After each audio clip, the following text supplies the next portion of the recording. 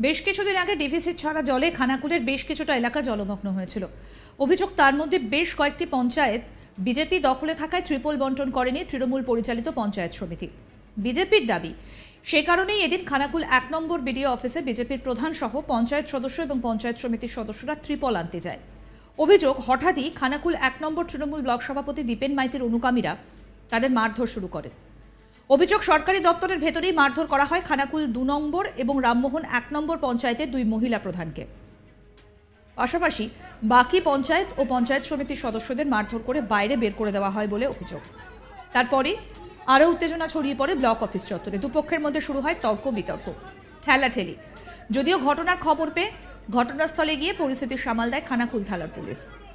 ঘটনাস্থলে যান খানাকুল এবং পুরসুরার বিজেপি বিধায়করা। কি বলছেন রামমোহন ১ নম্বর পঞ্চায়েতের প্রধান পূজা সাঁতরা, শুনুন। বলতে আসছিলাম আর ত্রিপলের বিষয় নিয়ে স্যারের সঙ্গে কথা বলে নিচে আসছিলাম। এখানে অনেক জনসাধারণ দাঁড়িয়েছিল, তো ওখানে দীপেন মাইতি আর কে ছিল জানি না, ওই লোকটার নাম জানি না।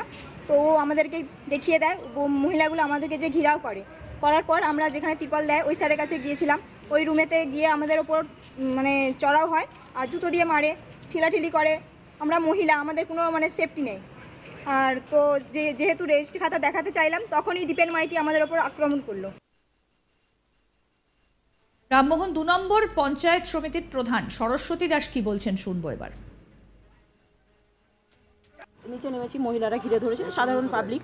তো ওনাদেরকে বোঝানো হয়েছিল যে আমাদের হাতে আজকে লিস্ট পাঠানো হয়েছে, তো আমাদেরকে তো সময় দিতে হবে, যেহেতু আপনারা বৃহস্পতিবার আপনারা দিয়ে গিয়েছিলেন এখানে দরখাস্ত বিডিওকে তিরপলের জন্য, যেটা এর আগে তৃণমূলের দুষ্কৃতীরা এসে নিয়ে গেছে। বরাবর তিরপল এসে চুরি করে নিয়ে চলে যায়, যেটা সাধারণ মানুষের দাবি।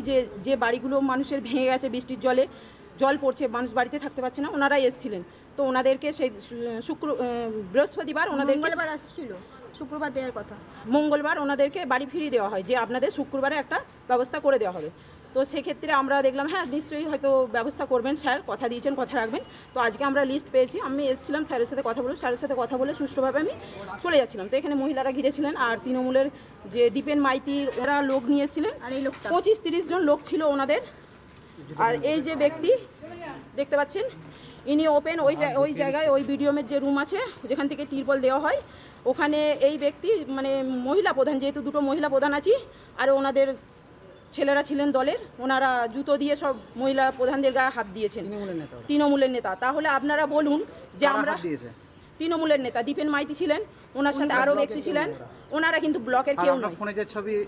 এনাকে আমি চিনি না বা এনাকে জানি না, ইনি দীপেন মাইতি, এনাকে নিয়ে এসেছিলেন। এখন কি চাইছেন? চাইছি এনাদের শাস্তি হোক। তো এই নিয়ে কি অভিযোগ হয়েছে? অভিযোগ আমাদের গায়ে, সবার গায়ে হাত দিয়েছে, মেরেছে। আমরা কমপ্লেন জানাবো, আমরা আগে মেডিকেল করাই, মেডিকেল করি আমরা কমপ্লেন অবশ্যই জানাবো। ভিডিওকে জানিয়েছি, স্যারকে ফোন করেছিলাম, ব্যবস্থা একটা নিচ্ছে। ঘটনাটা কোথায় হয়েছে? ঘটনাটা ব্লকে হয়েছে, খানাকুল ১ নম্বর ব্লকে। খানাকুলের বিজেপি বিধায়ক সুশান্ত ঘোষ জানান এইভাবে তৃণমূলের সন্ত্রাস বরদাস্ত করা হবে না। যদি অবিলম্বে পুলিশ কোনো ব্যবস্থা গ্রহণ না করে তাহলে আন্দোলনে নামবে বিজেপি। এই ঘটনায় যোগাযোগ করা যায়নি খানাকুল ১ নম্বর তৃণমূল ব্লক সভাপতি দীপেন মাইতির সঙ্গে। তবে খানাকুলের ১ নম্বর তৃণমূল পঞ্চায়েত সমিতির সহসভাপতি মিন্টু পাল বলেন, গন্ডগোলের কথা শুনেছি, তবে ঠিক কী হয়েছে তার খোঁজ নিয়ে তিনি দেখবেন। অন্যদিকে এখনও পর্যন্ত এই ঘটনায় কোনো অভিযোগ জমা পড়েনি খানাকুল থানায়। কি বলছেন বিজেপি বিধায়ক সুশান্ত ঘোষ, শোনাবো এবার। কত বড় তৃণমূলের লিডার হয়ে গেছে, কি ভেবেছে এরা?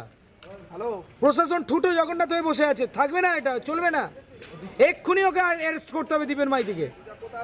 এর আগেও আমরা পঞ্চায়েত সমিতিতে একটা দরখাস্ত দিয়ে গেছিলাম, আমাদের বিরোধী দলনেতা অখিল জানাকে মারধর করা ছিল, সেই সঙ্গে আমাদের আরেক মহিলা মেম্বার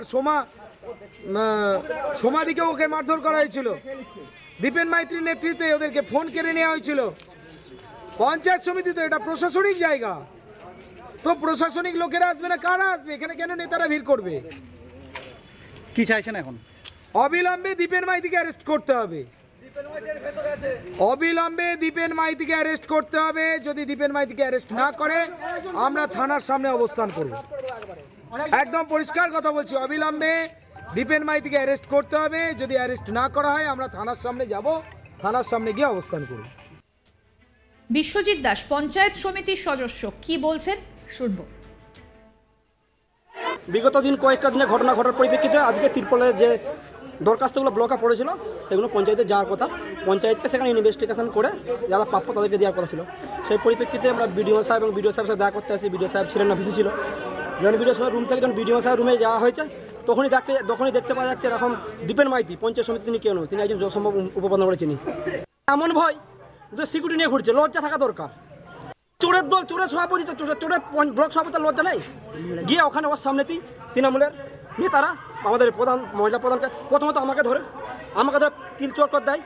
মিটার ঠিক আছে ছেড়ে দেওয়া হচ্ছে, পাশাপাশি সমস্যা পায়ে জুতোটা খুলে নিয়ে মহিলাদেরকে উঠতে যাবে না। দুটো প্রধান রামমোহন পঞ্চায়েতের প্রধান খারাপ উঠে বলে মুখে ঘুষি মারতে গেছে। আমার অত্যাচার আমাকে মেরেছে 3 জন। দীপেন মাইতি সঙ্গে নিজে মেরেছে, আমাকে মারছে মারুক। মহিলাদের উপর অত্যাচার, মহিলাদের উপর যে এই চারিদিকে দেখতে পাচ্ছে কি করেছে, কে কে মারধর করেছে? দীপেন মাইতি ছিল আর ভদ্রলোকের ছবি আছে, ওনার নাম আমরা জানি, কারণ উনি পঞ্চায়েত সমিতিরও মেম্বার নয়, পঞ্চায়েত যত জানি পঞ্চায়েতেরও মেম্বার নয়, তৃণমূলের গুন্ডা। সে এসে মারপিট করছে। ওর সঙ্গে আইনি ছিল লম্বা করে, আমাদের ওই ঘসপুরে সম্ভবত বাড়ি, ওনার নামটা সম্ভবত সৈফরাজ না কি নাম, উনি ছিলেন। ওই যা ছবি বলে আমরা দেখিয়ে দিতে পারবো, উনি দীপেন মাইতির সঙ্গে ছিলেন। আর পরবর্তী সময়ে আর 2 জন ছিল, ওনাদেরকে চিনি না, কারণ ওনার পঞ্চায়েত সমিতি কেউ না কি। আমি পঞ্চায়েত সমিতির মেম্বার, পঞ্চায়েত সমিতির 39 জন মেম্বারকে চিনবো, কারণ আমি পঞ্চায়েত সমিতির মেম্বার, পঞ্চায়েত সমিতির বাইরে কাউকে চিনে না। ওই দলের নেতাদেরকে চেনানো আমার প্রয়োজনীয়তা নেই। আমি সভাপতি ম্যাডামকে বুঝি, সভাপতি ম্যাডামকে বুঝি, এবং বাকি যারা পঞ্চায়েত সমিতির মেম্বারদেরকে বুঝি। ওরা এসছে অগতার একইভাবে কালচার করে যাচ্ছে। বিগত আমাদের ঘটে যাওয়া মঙ্গলা ঘটনা হিসেবে আপনারা দেখেছেন বা শুনেছেন। এই পরিপ্রেক্ষিতে এইভাবে চলতে পারে না। আর সবচেয়ে ব্যর্থ আমাদের ভিডিও পাচ্ছি না। বারবার তো বলা আছে যে আপনি প্রশাসনকে বলে দিন, খানাকুল থানায় আপনি লিখিত দিন যে আমি পাচ্ছি না। আমাকে সব রকম ক্ষেত্রে পঞ্চায়েত সমিতির অফিস থেকে শুরু করে ব্লক অফিস থেকে শুরু করে প্রত্যেকটা ক্ষেত্রে আমি প্রশাসনের ব্যবস্থা করে দিন, তাহলে এই সমস্যাটা হতো না। কি করে নিরাপত্তা দেবেন? তৃণমূলের ব্লক সভাপতি রমেন প্রামাণিক কি বলছেন, শুনবো। আমি এই বিষয়টা জানি না, আর অভিযোগ করতেই পারে, কিন্তু বিষয় হচ্ছে সেটার কতটা সত্যতা। তবে তৃণমূল কংগ্রেস এই ধরনের কাজের নিন্দা করে, এই ধরনের কাজের সাথে যুক্ত বলে আমার মনে হয় না। পুলিশ নিশ্চিত তদন্ত করবে, প্রশাসন আছে তদন্ত করবে। আমি তো ছিলাম না এই ঘটনা, আমি কিছু বলতে পারবো না। তো তদন্ত করে যে দোষী হবে নিশ্চিত তাদের শাস্তি দাবি করে। এরকম তৃণমূল নেতা মিন্টু পালের কি বক্তব্য উঠে আসছে এই ঘটনায়, শুনুন। দেখুন, আজকে সকালবেলায় আসা থেকেই তারপরে আমার খানাকুল ক্ষুদ্র বাজার ব্যবসায়ী সমিতির রক্তদান শিবির ছিল, সেখানে সভাপতি ম্যাডাম, আমি সেখানে গেছিলাম। তারপরে আপনারা জানেন যে আজকে সারা পশ্চিমবঙ্গ জুড়ে 16 তারিখ খেলা দিবস চলছে, সেই খেলা দিবসের অনুষ্ঠানে খানাকুল মাঠেই ছিলাম। তারপরে এসে একটা গণ্ডগোল হয়েছে শুনতে পারলাম, সেটা নিয়ে খোঁজখবর নিয়ে দেখছি যে কি হয়েছে। আপনার ব্লক সভাপতি তার বিরুদ্ধে অভিযোগ যে তারা যখন বিজেপির পঞ্চায়েত প্রধানরা এসেছিল তখন তাদেরকে জুতো দিয়ে মারা হয়, যেমনটা অভিযোগ করছে। সেই সব খবর আমার জানা নেই, আমি খোঁজখবর নিচ্ছি। দেখতে থাকুন আজ তাক বাংলার ইউটিউব চ্যানেল, সাবস্ক্রাইব করুন।